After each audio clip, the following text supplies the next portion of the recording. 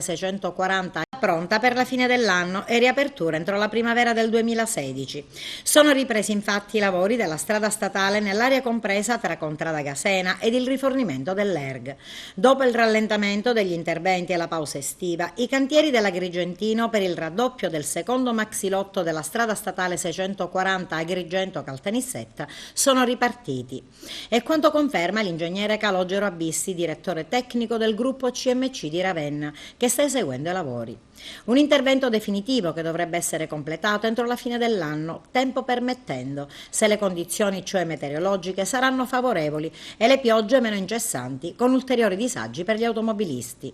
Tra i prossimi obiettivi nel cronoprogramma dei lavori è prevista per lunedì prossimo la riapertura del tratto compreso nell'area del distributore Erg, che prevede il livellamento del piano stradale con conseguente bitumatura, eliminando così la lunga attesa provocata dal semaforo.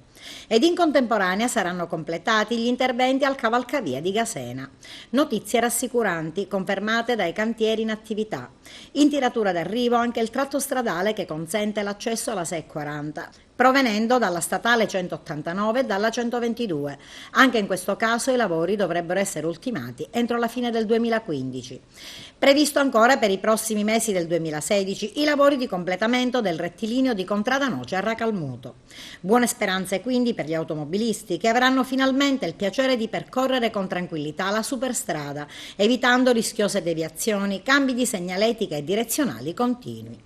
Ed intanto sono stati avviati i lavori di ricostruzione del ponte sul fiume Verdura lungo la strada statale 115 sud-occidentale Sicula per un investimento complessivo di circa 6.500.000 euro. Il nuovo ponte Verdura fa parte di un intervento più complesso relativo alla realizzazione di una variante locale alla strada statale 115 di 985 metri, compresa tra l'intersezione con la provinciale 36 e l'innesto con la statale 386 di Ribera, dove verrà realizzata una nuova rotatoria.